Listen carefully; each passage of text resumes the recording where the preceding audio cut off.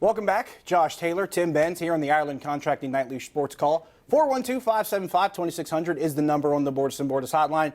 Tim, do we dare delve into the phone calls? Do we dare? Yeah, I see on the board right now we've got 4 Antonio Brown phone calls and then someone about Carly Lloyd. And I don't know if she's suggesting that Carly Lloyd take the place of Antonio Brown as a wide receiver on the Raiders roster now, but I guess if she can run up from 45 yards away and kick a field goal, she can probably replace AB. Probably a lot less drama. Yeah. I'm just saying. All right, let's start out. I don't know about that. Point taken. We'll dive in head first. Let's go to Megan Rapinoe, maybe. Now, Megan Rapinoe's an entirely different chapter. Let's dive in head first. We go RJ in Somerset. You're on the Nightly Sports Call. Hi, Josh. Last night, people were complaining to Rich about the Antonio Brown comments, and I cannot blame Rich one bit for yelling at defense. What do you want to talk about? I have an idea. Let's talk about Dan Marino and the '84 Dolphins, guys. That was actually a pretty good passing attack, but thanks for the call. Man, records that were well, actually, now I'm thinking, Mark Duper, Mark Clayton, and Antonio Brown, who has to be the slot guy there? Oh, AB's definitely not going to be the slot guy. He'll complain the entire time, and then he'll have allegations against Dan Marino. I guess to his greater point, I tweeted this out right before we came on the air. Where are you? Move on from AB guy. Like, do you get it now? Do you get why we can't let this go?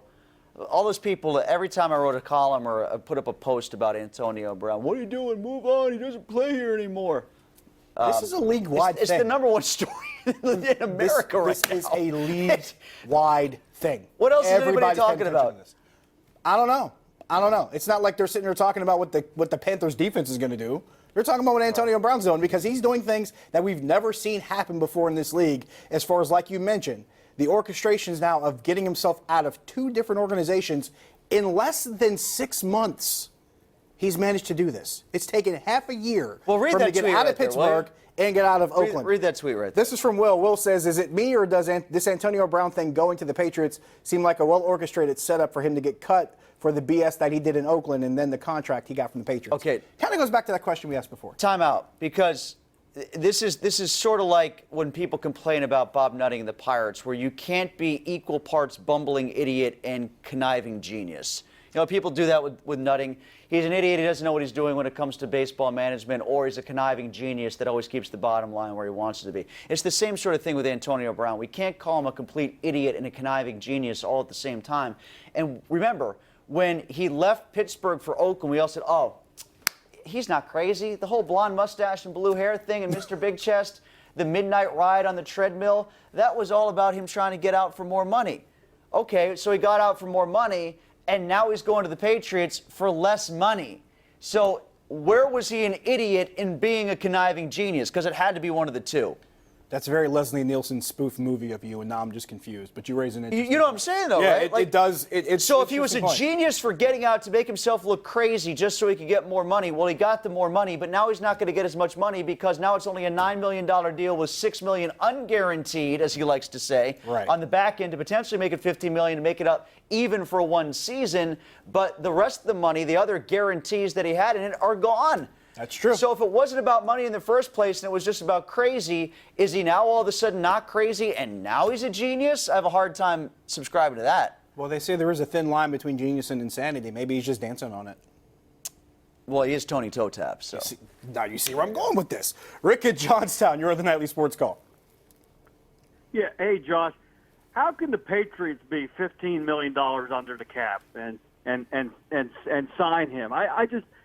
They cheat the NFL all the time, this team, and they got to look into it. Well, they're $15 million under the cap because they have the best quarterback in the history of football, and he's married to Giselle, and he doesn't need the money. Doesn't take any money. And for the record, or TB12 funnels all that money to. Oh, sorry, I had something stuck in my throat there. Where did that come from? All right. Got to take a second. So Brady played for nothing. That's yes, he close played pretty much. Yes, by quarterback standards. Yeah. Thanks for the call, though. This is not uncommon knowledge. It's pretty much out there that even when Brady was making a sizable contract, he would defer a lot of money or move things over just to help them sign other players. But here's another thing that I think a lot of people don't realize. New England's had some of the most cap space in the league over the last half decade. They have not spent a bunch of money on the salary cap in probably the last 4 to 5 seasons. Well, they don't have any. And that's not a secret. It's not a big deal to get a $9 million. I'm being sarcastic a little bit about the whole Brady thing, but I mean, it's not that hard to get a $9 million wide receiver when you only have one good wide receiver. When you're only paying one any kind of money. Gronk is retired. Who else do they have? Like, before we start crying about, oh, how do they have so much cap space? Who else are they paying?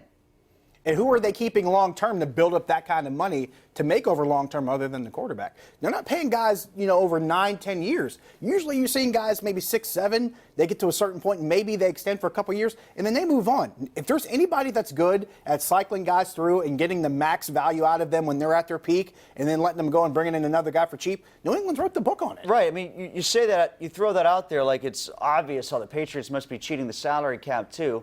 Their running back is a first-round draft choice. The other running back is a 4th-round draft choice that's at the end of his rookie deal or signed a bridge deal. I can't remember what James White did. The third guy is Rex Burkhead. They don't have a tight end.